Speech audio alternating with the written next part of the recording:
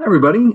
We are doing 6.2 externalities. Externalities. So, externalities are a type of market failure where there are people who are not a part of the private exchange, the free market exchange, that are negatively or positively affected by the outcomes.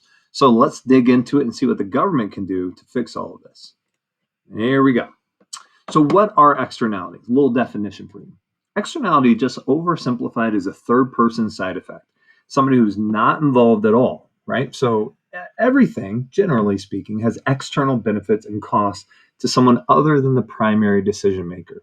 We use smoking as an example for this all the time, right? Smokers, they're already taking into account their own private costs and private benefits when they decide to buy and smoke cigarettes.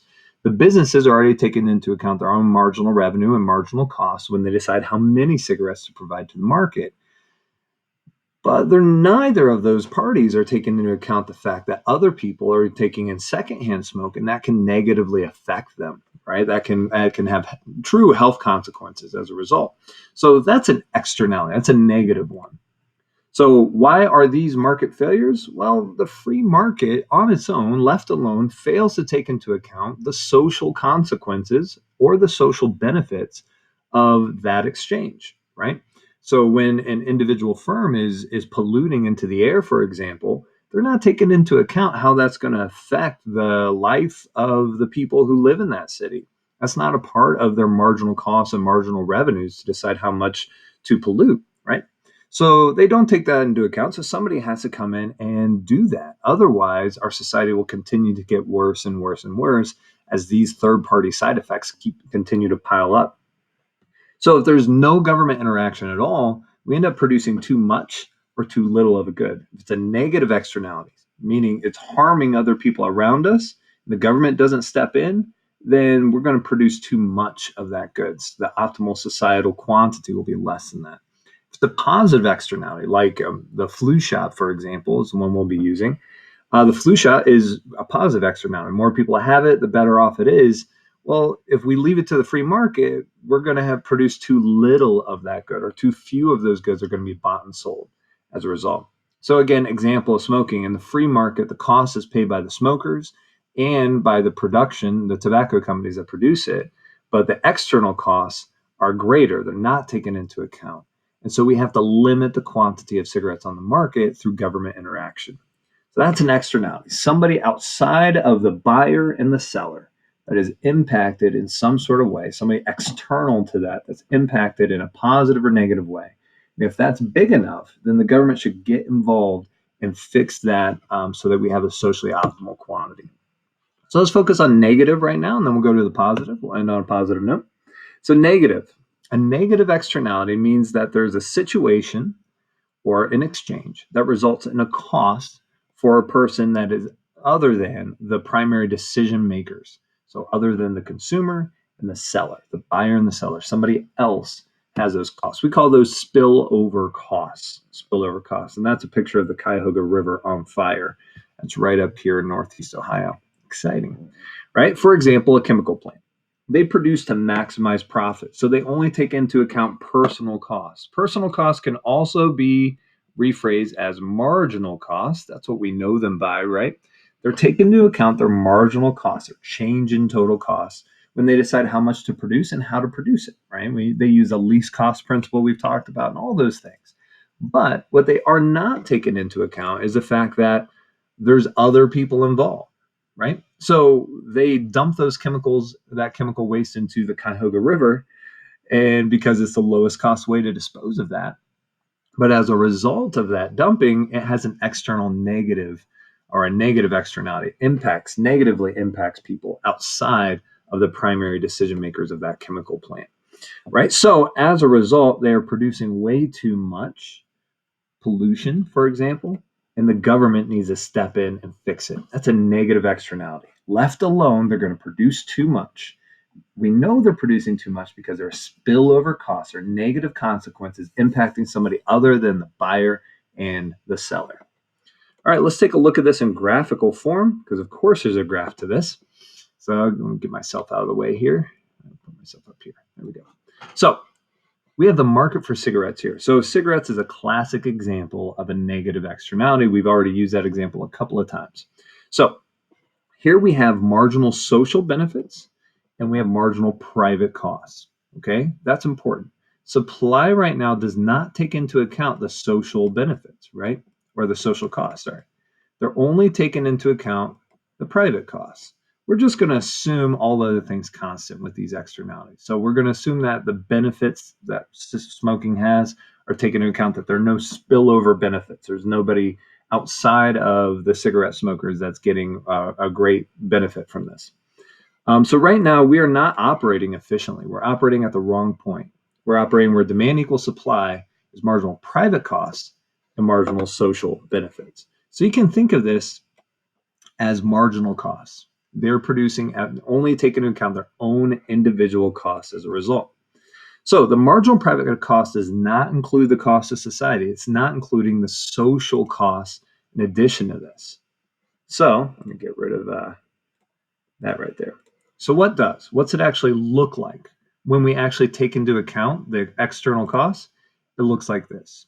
Our marginal social costs are going to be greater than the private costs, right? This social cost right here equals my private costs plus my social costs. It's both of those are encapsulated in this right here. Marginal social cost is everything. You're a part of society, so your private costs are going to be included in this. So my marginal social cost supply curve is going to be greater than or above or to the left of my marginal private costs. Always, always, always, always. Indicating that in reality, we should be charging a higher price for this and we should be producing less. Check it out. We currently are producing right here. We call that the free market quantity, where supply equals demand. Very simple. That's the free market. This one is not equal to supply yet. It will be once the government gets involved. So that's where we are. Where we want to be is right here, where social costs and social benefits are equal. That will give me a quantity that's lower, if that makes sense, right? I want fewer cigarettes being smoked because of the social consequences of it. And the price would be higher. That should also make sense. I want to de incentivize people from smoking by pushing the price up. So, in those cases, we are not allocatively or productively efficient at this current rate, which means we're going to have, of course, deadweight loss. Right? So, that's where we want to be. We call that, let's let this disappear. Wish I could get rid of that box altogether. It'd be great. Nope. Takes a little second for it to disappear. We'll just hang out here. There it goes. We call that the optimal quantity. Optimal quantity is where social costs and social benefits are equal. Marginal social benefits equals marginal social costs. So we're not there. We're currently at free market and we're producing too much of this negative externality. That's your big takeaway there. Okay. So if the market produces at QFM, why is it a market failure? Well, it's a market failure because at this point, my marginal social costs, right, if I go up here, my marginal social costs are greater than my marginal social benefits. Marginal social costs are greater than my marginal social benefits, which means I'm producing too much. Where do I want to be? I want to be where marginal social benefits equals marginal social costs. I want to be right here. So this is where I am. This is where I want to be. This distance right here is going to be deadweight loss. You got it. We are not efficient as a market failure. We're producing too much because we are not taking into account the social costs. We're only taking into account the private costs with our supply and demand right now. Okay. Oops, I just opened up the internet. There we go.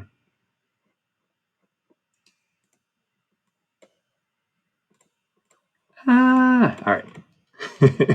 So there we go. Those are the things I just said. We have an over allocation of resources. We're producing too much.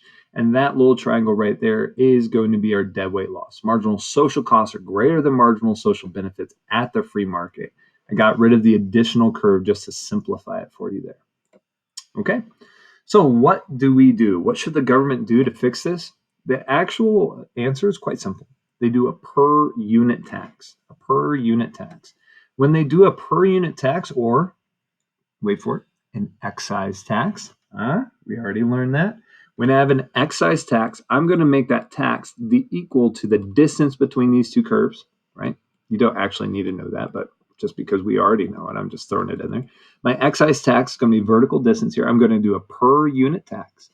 And in that per unit tax, I'm going to push, when taxes go up, I'm going to push the supply curve to the left until, you got it, marginal private costs are going to be equal to marginal social costs and supply. So I'm going to keep pushing this until all of these are the same curve, where my marginal social costs are equal to my marginal social benefits, and I'm producing at the optimal quantity.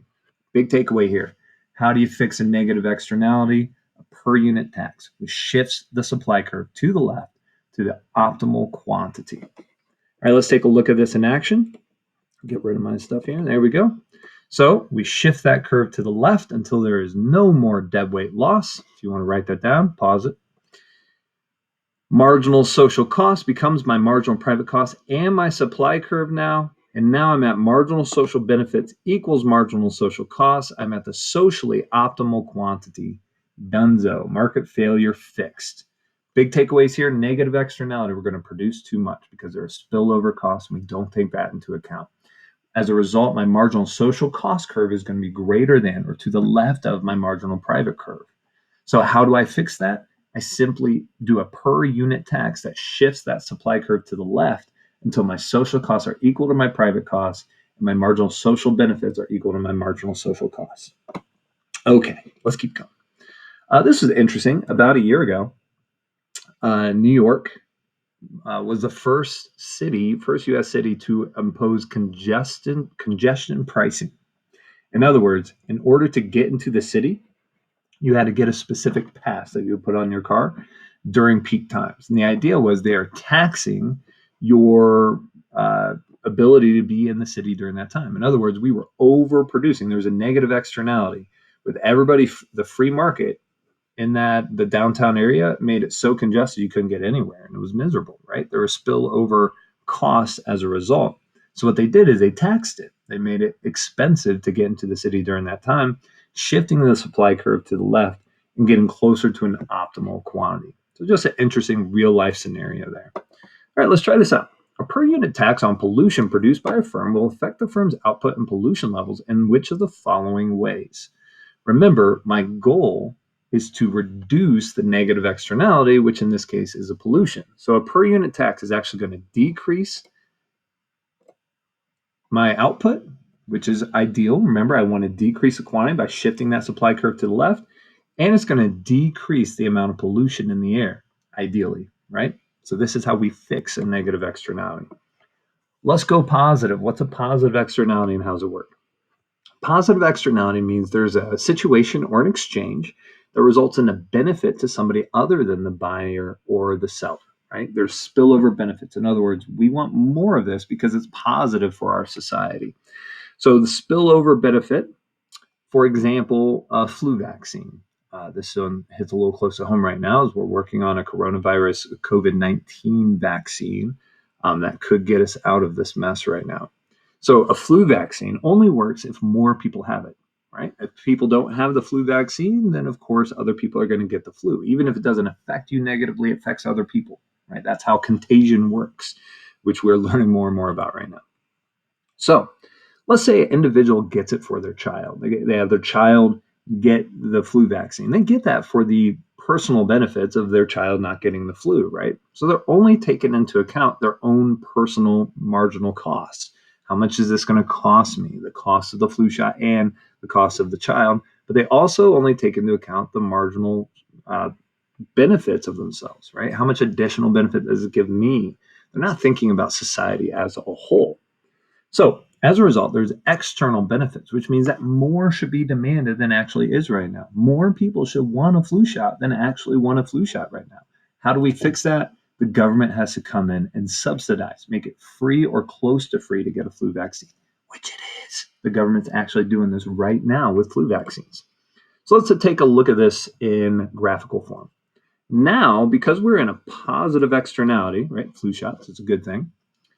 We're going to hold our cost constant. We're going to assume that the private costs are equal to social costs, that there's no spillover costs, or people are like, oh no, you've got the flu vaccine, that negatively impacts me. We're going to assume that social cost is equal to private costs. We're good to go there. Holding supply constant.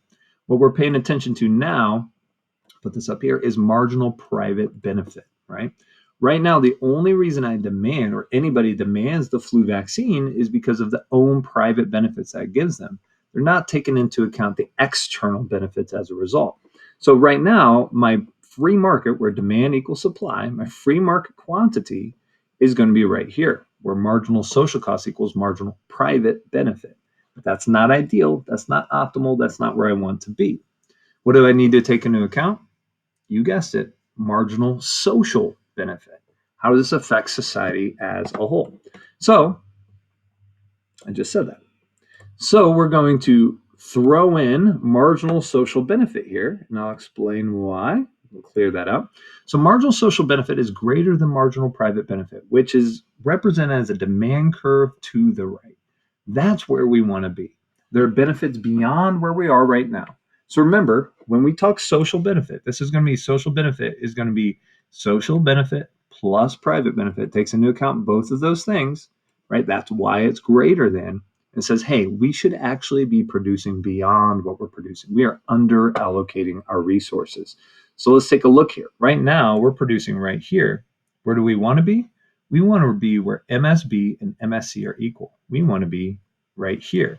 At the point we're currently producing, our marginal social costs are greater than my marginal social benefits. I'm sorry.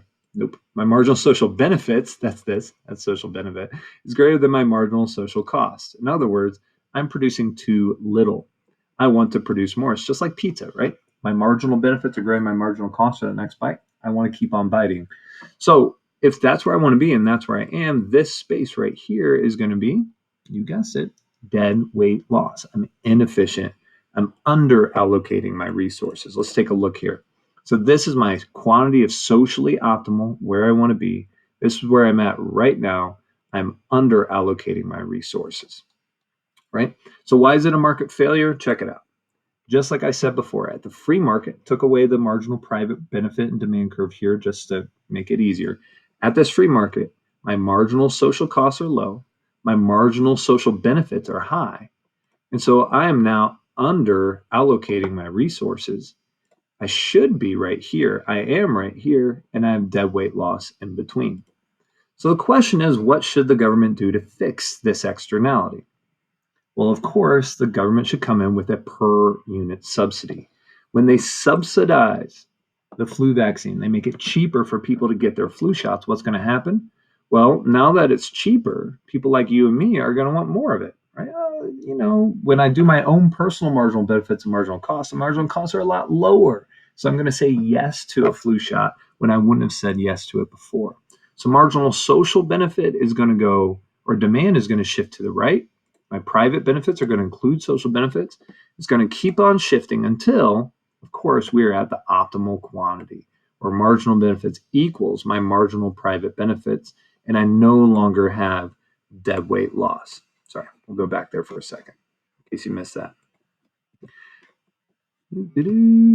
There we go. So it's going to shift to the right until MSB equals MPB until, and this would also be accurate to say equals demand, right? Where I'm currently producing at the point that is socially optimal. Again, big takeaways here. Positive externality. The idea is there's spillover benefits. We're producing too little. Our marginal social benefits are greater than the private benefits we're taking into account. As a result, right now, my marginal social benefits at the production level are greater than my marginal social costs, which means that I'm producing too little. And the difference between where I'm at now and where I want to be is our dead weight loss as a result. So what do we have to do? We have to do a per unit subsidy, shifting that curve to the right and closing that gap. All right, let's try this question out. Pause. Unpause. Okay, so it says, if an industry ignores the external cost it generates in its production, negative externality, which of the following will be true of the competitive market equilibrium and output? Competitive market, same as free market. What are we producing?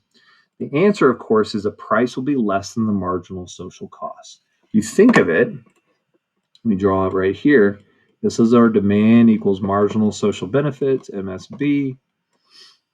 This is our supply equals marginal private cost. This is going to be the current price of that good, price, But when I take into account social costs, which is greater, the price should actually be higher. So the free market price is too low, the quantity is too high. That's what we're doing with the negative externality. So B, of course, is your correct answer.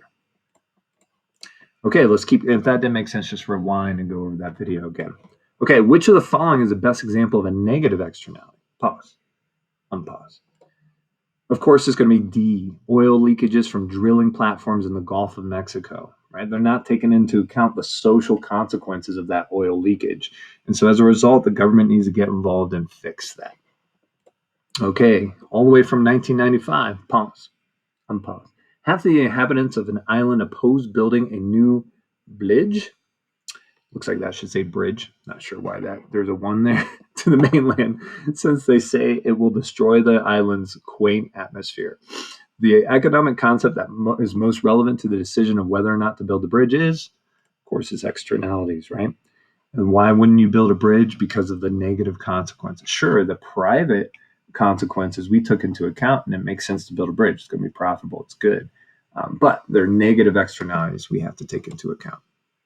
All right, I want to end with a final problem that I think is, pretty relevant. We've talked about this before. It's the tragedy of the commons, also known as the common pool problem.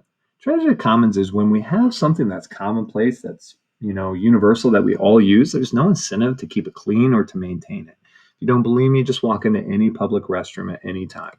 Bad news, right? There's no incentive to use them efficiently. I can take, look at the people who take paper towels in the bathrooms, right? They just take 15 paper towels. They're not trying to conserve their use.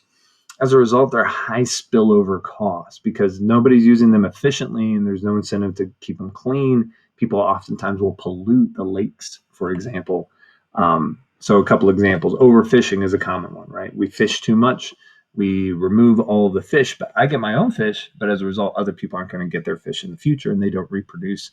And that's a common example they use with the common pool problem. So when left to its own devices, oftentimes we abuse public goods and services. If we come in and try to fix them, sometimes we can create perverse incentives. For example, the government created a woodpecker protection law, basically, right? If you saw these endangered species on your land, you were supposed to call this agency and they would come out and spend some time analyzing your land. They would claim it as a habitat and then it would be protected by their laws, right? They would basically say, hey, we can't use this land for anything else. So you're like, oh, that's good. They're going to save the woodpeckers. But what actually ended up happening is the woodpecker population fell. Why? Well, the farmers instituted their own plan, which was called shoot, shovel, and shut up. You see one of these birds, you better kill it as soon as possible because the government might come in and take over your land. And so the farmers started actively killing the woodpeckers, and the endangered species got even more endangered. Same thing if you say, hey, at the end of this year, we're going to be there to inspect, and you have reduced your pollution by 5% from last year to this year. Well, the idea is if I have to reduce by 5%, the incentive is I should pollute more this year than I normally would. That way, next year when they check, I can show a decrease of 5%, right? Sure, it was greater than it ever had been last year, but look at me being, economically or environmentally conservative. So instead, we try to do market solutions is the best way to solve some of these common pool problems where incentives are perverse. So let's take a quick example of this. Again, this isn't really going to be on the exam. There's a question I'll show you where we kind of talk about it. But how can we use the market to do it? Let's say the government can sell the right to pollute. A market solution here. So we have a lake here. This lake can naturally absorb 500 gallons of pollutants each year. The government starts to sell the right to pollute in numbers of gallons to these different factories, right? So it costs them money. So we got they buy 100 gallons, they buy 200 gallons, 50, and 100 gallons. We've now created an incentive because pollution costs money now. We've created a market solution. The incentive for these firms is to do what? Yeah, it's to reduce their pollution costs, right? I have to pay the government for the right to pollute. They're going to track it. I want to reduce my pollution costs because that's going to reduce my bottom line, which is going to increase my profits. In other words, instead of just coming in and dead end regulating, why not come up with a market solution that leans into this idea of profit incentives? Okay, right now we kind of have a cap and trade with pollution too. Hey, you have 200 you can pollute, but if you only polluted 100, you can take that extra 100 tons of pollution you're going to do and you can trade it to somebody else and you can actually sell the right for them to pollute. So, interesting things that we're trying out. In 1990, the United States government, we had a real big acid rain problem, right? So we're polluting so much into the air, it was really bad.